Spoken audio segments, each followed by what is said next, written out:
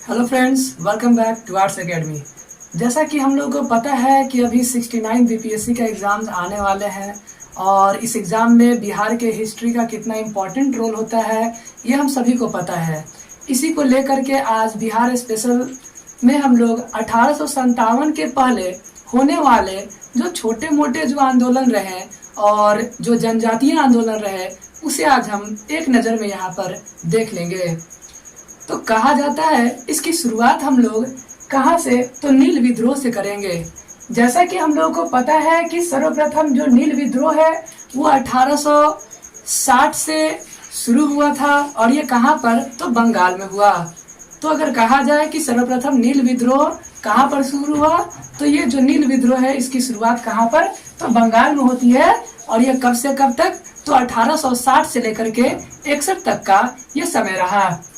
ठीक उसी तरह से ये जो नील विद्रोह है, इस नील विद्रोह का प्रभाव बिहार पर भी पड़ा है और बिहार के किन क्षेत्रों पर ज्यादातर इसका प्रभाव देखने को मिला, तो कहा गया कि 1866 में पंडौल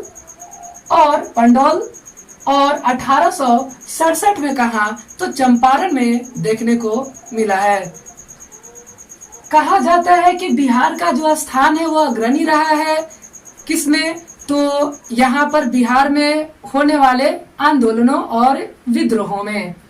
ठीक उसी कारण से यहाँ पर पूर्व राष्ट्रीयता यानी प्रोटो नेशनलिज्म का जो समय है वो बताया जाता है। उसके बाद यहाँ पर जो दूसरा जो महत्वपूर्ण आंदोलन जो देखने को मिला वो यहाँ पर कौन सा रहा, तो वहाबी आंदोलन रहा। ये जो वहाबी आंदोलन है वो एक मुस्लिम समुदाय में एक धार्मिक सुधार आंदोलन के रूप में रहा। परंतु अगर हम लोग कहें कि क्या ये एक धार्मिक सुधार आंदोलन ही रहा, तो नहीं, यह धार्मिक सुधार आंदोलन के साथ साथ एक साम्राज्यवाद के खिलाफ भी यह आंदोलन रहा है। इस वहाबी आंदोलन के जो आदि प्रवर्तक रहे वो अरब के अब्दुल अल वहाब रहे। और जब ये वहाबी आंदोलन जब ये भारत पहुंचती है तो भारत में इस वहाबी आंदोलन के जो जन्मदाता हुए वो कौन होंगे, तो सैयद अहमद बरेलवी होंगे। और ये जो सैयद अहमद बरेलवी होंगे ये कहाँ, तो यूपी के रहने वाले होंगे। ठीक उसके बाद जब सैयद अहमद बरेलवी जब वो पटना आते हैं तो पटना आने पर ये जो है मुख्य प्रतिनिधि के रूप में नियुक्त जिसे करते हैं वो कौन है, तो मोहम्मद हुसैन होते हैं। मोहम्मद हुसैन को पटना में मुख्य प्रतिनिधि के रूप में क्या किया गया, नियुक्त किया गया। किसके मुख्य प्रतिनिधि, तो वहाबी आंदोलन के प्रतिनिधि के रूप में। तभी जो है 1831 में क्या होता है कि बालाकोट का युद्ध होता है। किन के बीच, तो सिखों और जो सैयद अहमद बरेलवी हैं इनके बीच यहाँ पर क्या, तो बालाकोट का युद्ध लड़ा गया। जिस युद्ध में सैयद अहमद बरेलवी की मृत्यु हो जाती है और सिखों की विजय होती है। तो इस 1831 के बालाकोट के युद्ध में जो सिखों के जो सेनापति के रूप में रहे वो कौन रहेंगे, तो शेर सिंह रहेंगे। तो बालाकोट के जो युद्ध होगा इस युद्ध में इसके जो सेनापति के रूप में जो काम करेंगे वो कौन करेंगे, तो शेर सिंह करेंगे। ठीक वैसा ही जैसा कि हम लोग अभी पढ़ चुके हैं कि ये जो आंदोलन है वो मुस्लिम समाज में एक सुधार आंदोलन था और यह केवल धार्मिक सुधार आंदोलन ही नहीं बल्कि एक साम्राज्यवाद के खिलाफ किया गया एक आंदोलन रहा।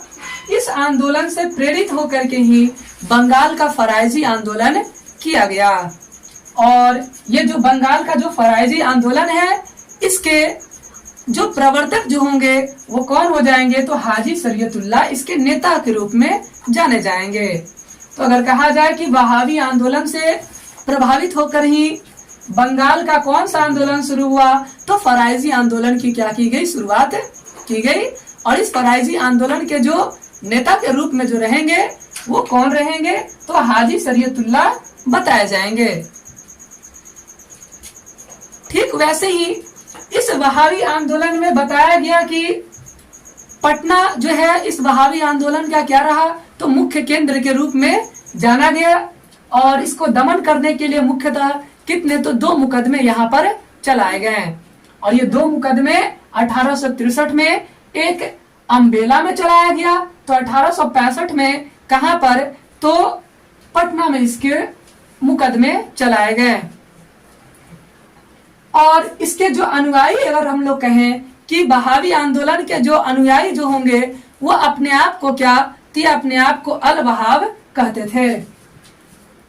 तो अगर कहा जाए कि जो वहावी आंदोलन है, इस वहावी आंदोलन के दमन करने के लिए कितने मुकदमे यहाँ पर चलाए गए, तो मुख्यतः 2 मुकदमे यहाँ पर चलाए गए। एक 1863 में अम्बेला में और दूसरा 1865 कहा, तो पटना में। वहावी आंदोलन की अगर बात यहाँ पर की जाए तो इस आंदोलन के जो अनुयायी जो होंगे वो अपने आप को क्या, तो अपने आप को अहले हदीस कहेंगे। तो वहावी आंदोलन के अनुयायी अपने आप को क्या, तो अहले हदीस के नाम से जाने जाते हैं। ठीक इसके बाद जो तीसरा महत्वपूर्ण जो विद्रोह देखने को मिला वो नोनिया विद्रोह होता है, जो 1770 से 1800 के दौरान यहाँ पर देखने को मिलेगा। नोनिया विद्रोह मुख्यतः सोरे के उत्पादन के कारण यहाँ पर देखने को आया, और ये सोरे के उत्पादन से क्या, तो होने वाले एक विद्रोह यहाँ पर दर्शाया जाता है। ठीक कहा गया कि जो सोरा का जो उपयोग है वो किन कार्यों में किया जाता था, तो जो सोरा का उपयोग है वो बारूद बनाने में इसका प्रयोग होता था। कहा गया कि जो सोरे की जो मिट्टी है उसको इकट्ठा कौन करते थे, तो इसको इकट्ठा नोनिया करते थे। और ये विद्रोह का अगर बात किया जाए कि मुख्य केंद्र कौन कौन सा रहा, तो इसके मुख्य केंद्र के रूप में हाजीपुर, तिरहुत, सारण और पूर्णिया यहाँ पर देखने को मिलता है। चूंकि इसमें उपयोग किए जाने वाले जो मिट्टी है उसका प्रयोग नोनिया के द्वारा किया गया बनाने में, इसलिए इस विद्रोह को नोनिया विद्रोह के नाम से जाना गया।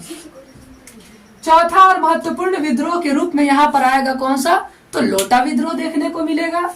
ये लोटा विद्रोह कब, तो 1856 में किया गया। और ये लोटा विद्रोह कहाँ पर किया गया, तो मुजफ्फरपुर के जेल में किया गया था। इस विद्रोह में यह कहा गया कि जो मुजफ्फरपुर का जो ये जेल रहा वहां पर पहले कैदियों को पीतल के लोटा दिया जाता था, परंतु अंग्रेजों के द्वारा इस पीतल के लोटे के जगह पर मिट्टी के बर्तन दे दिया गया, जिस कारण से मुजफ्फरपुर के जेल में रहने वाले जितने भी जो कैदी थे वो सभी विद्रोह कर देते हैं और फिर उन्हें मिट्टी के लोटे के जगह पर पुनः क्या, तो पीतल का लोटा दिया गया। और इसी कारण से इसे लोटा विद्रोह की संज्ञा दी गई। उसके बाद चेरो का विद्रोह आता है, और ये चेरो का विद्रोह 1800 से लेकर के 1802 तक के दौरान यहाँ पर देखने को मिलता है। होता क्या है इस विद्रोह में कि जो अंग्रेज हैं वो चेर शासक छत्रपति राय, चेर शासक कौन है, तो छत्रपति राय। तो इस विद्रोह में क्या हुआ कि अंग्रेज जो हैं वो चेर शासक छत्रपति राय से उनकी दुर्ग की डिमांड करते हैं, उनकी दुर्ग मांगते हैं, परंतु छत्रपति राय दुर्ग देने से इनकार कर देते हैं, जिस कारण से 20 फरवरी 1771 को, कब, तो 20 फरवरी 1771 को अंग्रेज जो है वो हमला कर देते हैं, और जिस कारण से इस युद्ध में छत्रपति राय हार जाते हैं और यहाँ पर अंग्रेज जो है वो दुर्ग पर क्या, तो अधिकार कर लेते हैं। ठीक उसी तरह से बोला गया कि 1802 में इसी दौरान यहाँ पर क्या, तो भूषण सिंह को फांसी दे दिया जाता है। भूषण सिंह को फांसी कब दे दिया जाएगा, तो 1802 में, जिनका संबंध किससे है, तो चेरो विद्रोह से देखने को मिलता है। उसके बाद यहाँ पर जो छठा जो महत्वपूर्ण, अगर हम लोग विद्रोह की अगर बात करें तो हमें पता चलता है कौन, तो कोल विद्रोह। कोल विद्रोह की जो शुरुआत है वो कब होती है, तो 1831 से 32 के दौरान ये शुरू होता है। और 1831 से 32 के दौरान यहाँ पर कोल विद्रोह किया गया। और ये कोल विद्रोह कहाँ, तो छोटा नागपुर में होती है, जिसके मुख्य कारण क्या होता है, तो कोल विद्रोह का मुख्य कारण भूमि संबंधी असंतोष देखने को मिलता है। कहा जाता है कि जो कोल विद्रोह है यह वास्तव में क्या रहा, तो मुंडों का विद्रोह था। जो मुंडा जनजाति है ये उनका विद्रोह रहा, परंतु बाद में फिर धीरे धीरे इसमें कई सारे छोटे छोटे जो जनजातियां हैं वो इसमें मिलते चले गए, जैसे कि हो जनजाति, उराव जनजाति, इसी प्रकार से जो अन्य जनजातियां वो सभी कोल विद्रोह में क्या तो शामिल होते चले गए। कोल विद्रोह कब किया जाता है, तो 1831 में किया गया।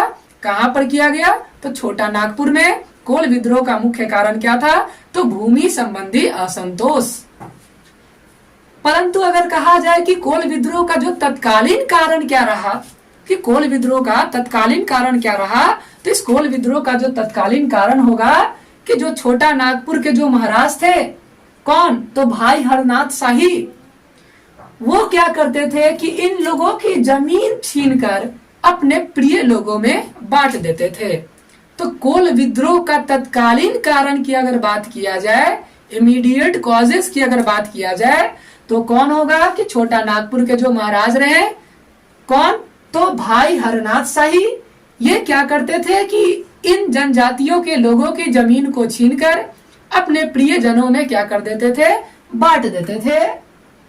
इसके प्रमुख नेता की अगर बात करें तो इसके प्रमुख नेता रहे बुद्धो भगत, विंद राय, सिंह राय और सुरगा मुंडा, जिसमें बुद्धो भगत और उनके परिवार जनों के साथ साथ 800 से 1000, लगभग 800 से 1000 लोगों की क्या कर दी गई, तो यहाँ पर हत्या कर दिया गया, यानी मार दिए गए।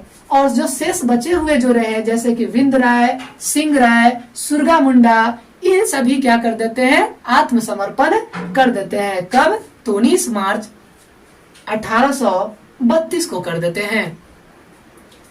ठीक उसी तरह से इन सभी जनजातियों में जो महत्वपूर्ण विद्रोह के रूप में जो देखा गया, यह महत्वपूर्ण विद्रोह कौन सा, तो संथाल विद्रोह के रूप में रहा, जो 1855 से 1856 तक देखने को मिलता है। कहा गया कि जो संथाल विद्रोह है वो किन क्षेत्रों में किया गया, तो बोला गया कि भागलपुर से राजमहल, राजमहल जो कि अब झारखंड में पड़ता है, तो भागलपुर से राजमहल के बीच में ये विद्रोह जो है वो किया गया।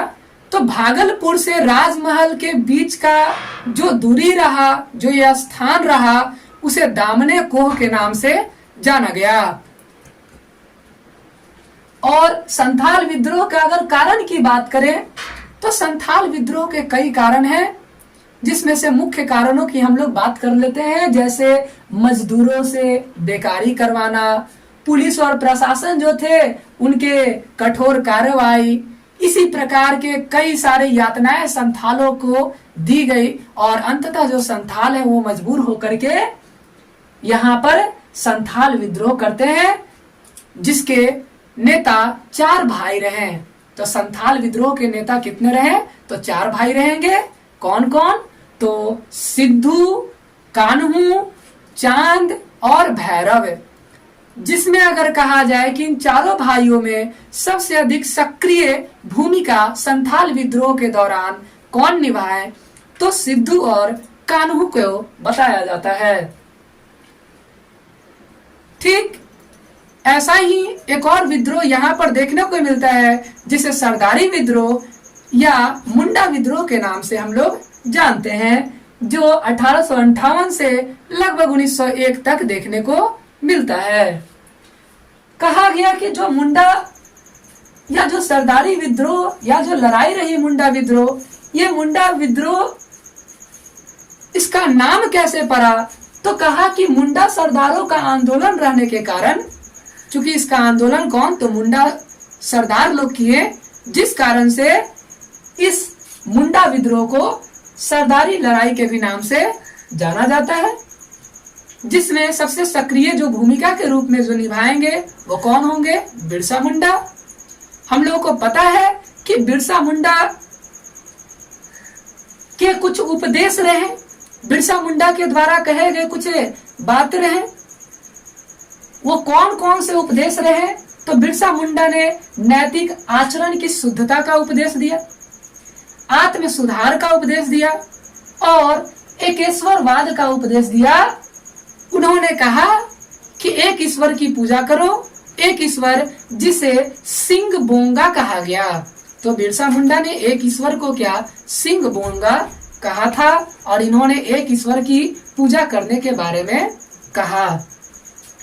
और 3 मार्च 1900 को बिरसा मुंडा को गिरफ्तार कर लिया जाता है और 1901 को जेल में ही हैजा के कारण बिरसा मुंडा की मृत्यु हो जाती है। क्योंकि यह जो विद्रोह है इसका नेतृत्व बिरसा मुंडा के द्वारा किया गया, जिस कारण से मुंडा विद्रोह या सरदारी लड़ाई को हम लोग उलगुलान युद्ध के या उलगुलान विद्रोह के नाम से जानते हैं। तो ये 1857 से पहले होने वाले कई सारे महत्वपूर्ण विद्रोह रहे जो यहाँ पर जनजातीय और छोटे मोटे विद्रोहों के रूप में देखने को मिला, जो परीक्षा के दृष्टिकोण से बहुत ही उपयोगी है। और अगली बार हम लोग 1857 का विद्रोह देखेंगे बिहार स्पेशल में। और चैनल को लाइक, शेयर और सब्सक्राइब जरूर करें।